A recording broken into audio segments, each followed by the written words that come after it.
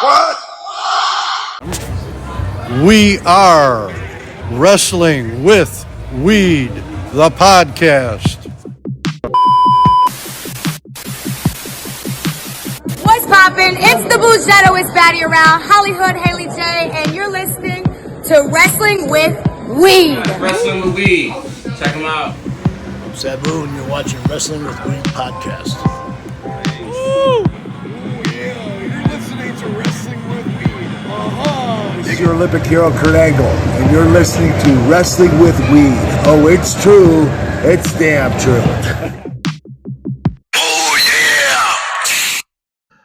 Don't adjust your dials. That's right. You are hearing Borowski back on Wrestling with Weed. Me and Luciano Bands here talking about the recaps from the big weekend in wrestling across the board. Hell yeah. We got AEW putting on. First off, I thought AEW was supposed to be dying, right? I thought it was supposed to be like, final runs, Tony Khan's ruining it, WWE's fucking doing all these big numbers. I turn on AEW and fucking see a sold out. What was it, the Rangers Stadium or the fucking? Rangers, yep. I don't know what it is, but And like not like dead either. It was a live crowd too. Good matches. I'm pretty sure the people got tickets for the low. I'm like, sure too. There was a clip. There was a clip actually. Bucks, Our boy Lance Archer and somebody else. They were at some small MMA event in Texas, right? And you can find this online. And they're like, "Hey, is anybody big wrestling fans? Well, AEW is putting on an all-in show here in Texas, and if you want free tickets, come see our guy in section 3 something."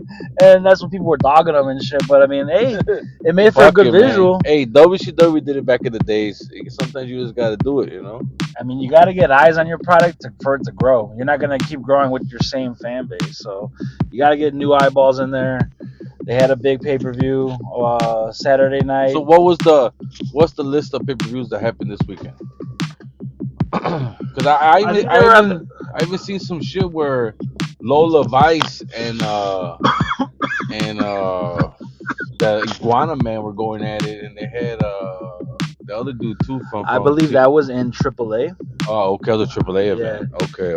Okay. There might have been an NXT show this week, but I really don't follow NXT, so that much. But I do know. So AEW had its All In, right? It's All All Out Chicago. All In. WWE ran a same event the same day, Saturday night main event, Goldberg's last match on NBC. And then on Sunday, they had the second ever all-women's pay-per-view, Evolution, which a lot of people are saying was better than most the Saturday night, show for WWE at least. But think about this, though. They said that. I forgot what I was going to say. You were talking about the Evolution show. People were saying that it was better. I was looking at that shit, but yeah. No, not the Evolution show, but I guess so. I guess all the matches were you know what I mean? Like, not no bullshit, the Evolution show. All the women. Yeah. You know, even Trish Stratus, they said that match against Tiffany made Tiffany look 10 times better. Naomi versus Jade with Bianca special ref. Tiffy versus Trish. They had a battle royal. I thought Trish was going to get the belt. And then Tiffany win it back at SummerSlam. Just to prolong this, but I don't know if it was like, see how they cut off. Oh, that's what I wanted to say. They cut off Goldberg's speech. Well, let's take it in order. Let's go. We're jumping from show to show. So let's first talk about this AEW, because it was the first show technically, right? You said it was early Saturday. Yeah, it was like in the middle of the day. Yeah, say 1 o'clock maybe. Probably an adjustment, because lately there's been a lot of talk about WWE running shows on the same day. Them to try to fuck them. And they're doing it again. I think for AEW's next big show, WWE announced Heat Wave, as they're calling it, and it's running on the same day. For real? Yeah, it's like an NXT pay-per-view, but still, they're doing it on the same day as AEW. Yeah. And, it's not no secret. A lot of people are bringing up Tony Khan. Tony Khan addressed it in one of the post-show media coverages. What I wanted to talk to you about this whole TKO taking over WWE, I feel like it's no longer if you're a good wrestler. It's just because they were cutting a lot of fan favorites, and it's like they don't care about, like, say, okay, Ron, like, say for instance, Ron got cut, right? Ron got fired. Well, I think that might have been scripted, but you never know. I think that was bullshit. For those who don't know who he's talking about, he's talking about R-Truth. R-Truth. Yeah, Ron Kennedy. If they don't know who. I know who you're talking about. I know who you're talking about. But you're like Ron. I'm like Ron Simmons. They cut my boy down. But like you see how like they said I read something where some dude was like TKO is a company that wants to make money. So if they could cut ends and use a maybe not a fan favorite or somebody that just as good as them and pay them less, then fuck it, I'm gonna do that. And that's gonna diminish the product after a while. You know what I'm saying? Like, think about it now. Your boy Vince Russo was talking about this too.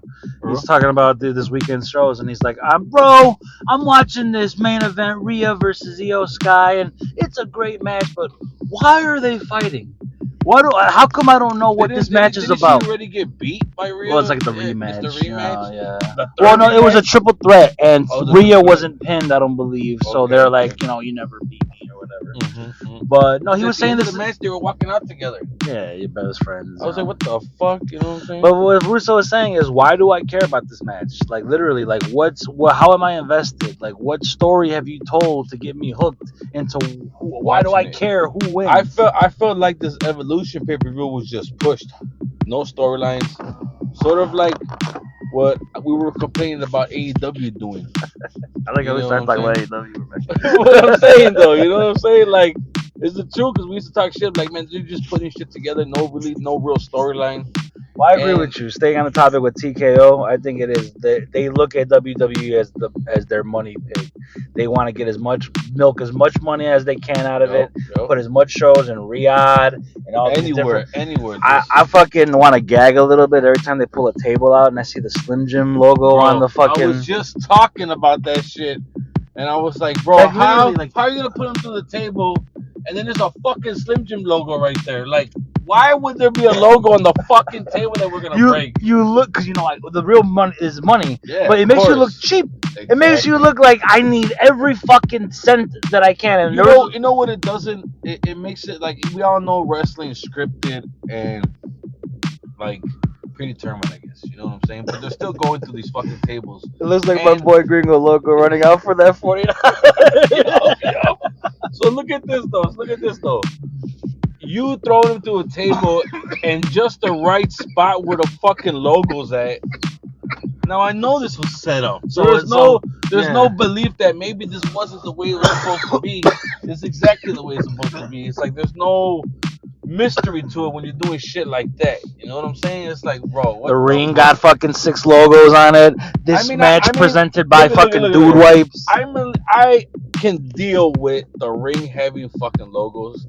But if some motherfucker comes out with a steel chair and it has like a Nike logo on it, that shit is fucking terrible, bro. They did the poster. They showed me a poster of another thing with Saturday Night's Main Event, the whole Jelly Roll thing. Oh, yeah. They cut it for Jelly Roll? Well, no. But they put eventually it leads to we're going to see Randy Orton and Jelly Roll versus Logan Paul and Drew McIntyre at SummerSlam. Well, he did get physical in fucking Cleveland, no? But then they put up the little, like, when they show, like, the matches, like, coming on SummerSlam, and they put up their the picture of, like, Orton and Jelly versus Logan. Yeah, because Orton and Jelly were walking out, right? You see literally underneath their faces is like 6 fucking logos. It's KFC, fucking Dude Wipes, it's fucking the mobile service. What do they use? Whatever. Like, yeah, whatever the fuck. Oh yeah, that little green dude. It's all logoed out, even from the promo. Right? Yeah, Cricket, yeah. From the promo stills to the fucking tables to the ring. It's like, okay, it's not. It doesn't take rocket sciences to know, like, this is what you're trying to do. You're trying to make money. Every fucking logo I see, you took a check for.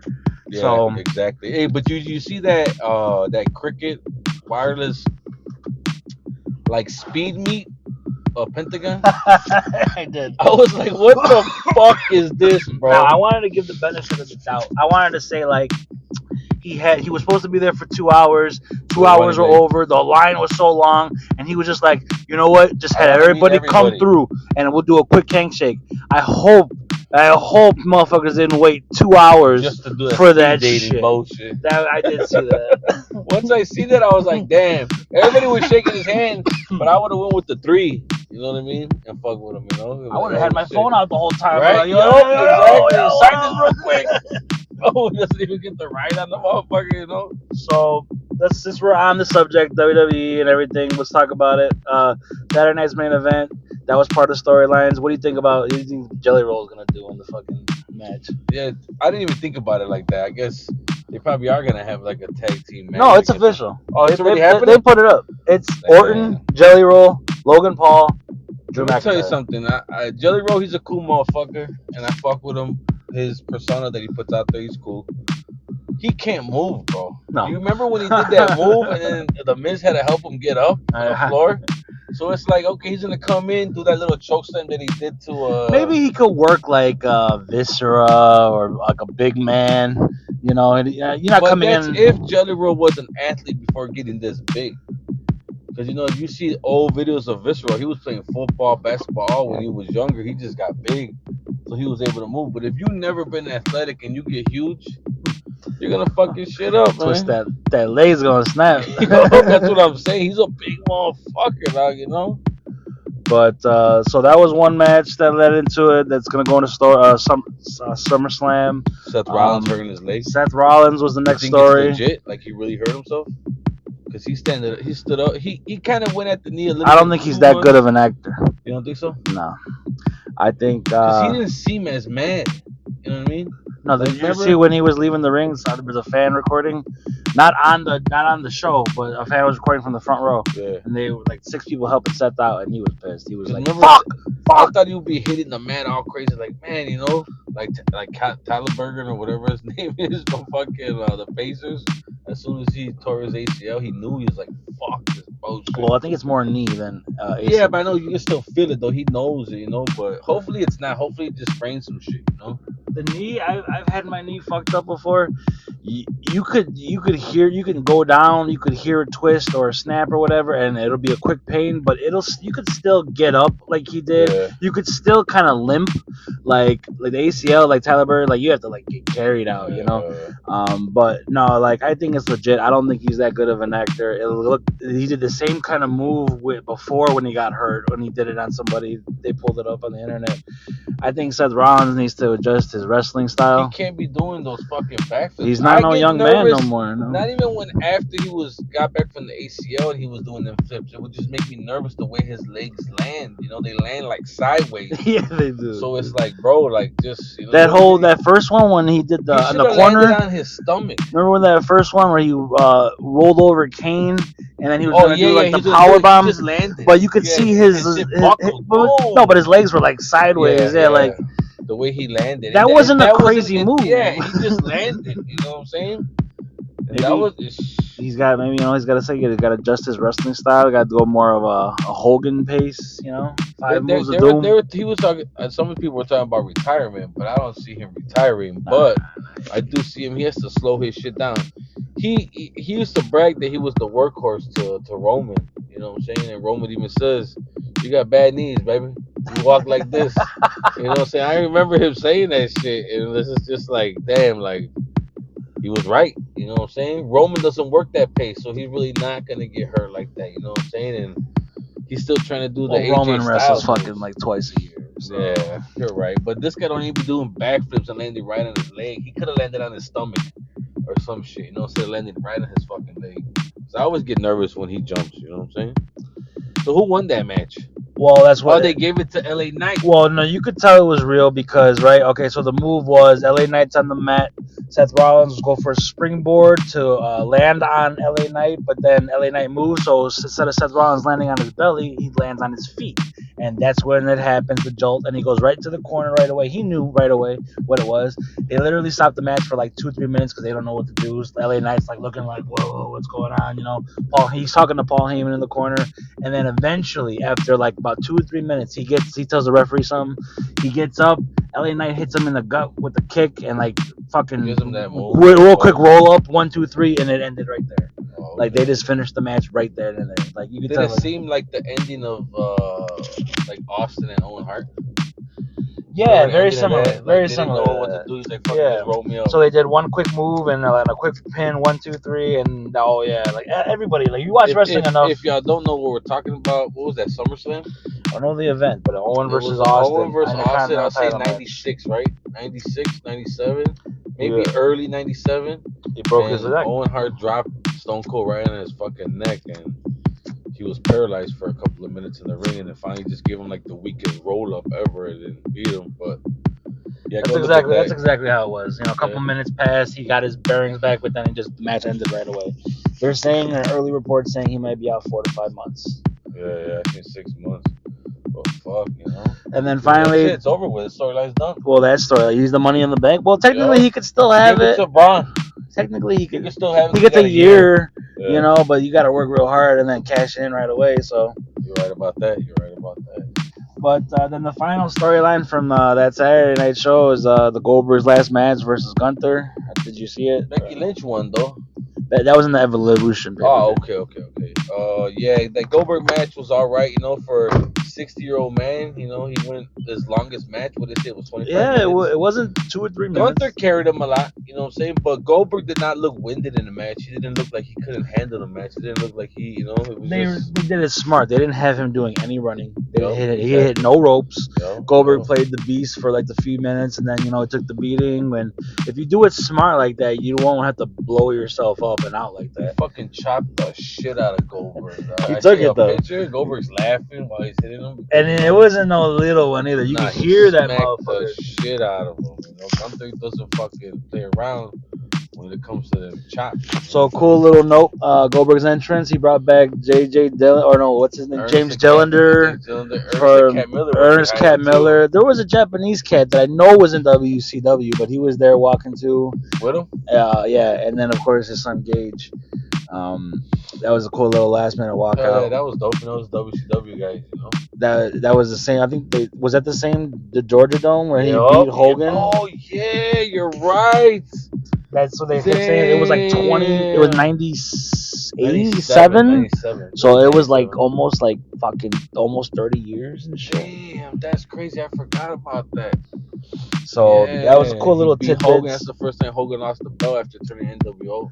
And they had their match. It was good, whatnot. But of course, you know, Goldberg wasn't gonna win nothing. And then at the end, he started giving a little speech. And if you're watching on NBC, they cut it off. Yeah, they fucking cut it off. Bret Hart was in the control room. Oh yeah, I seen a picture and it had Bret Hart.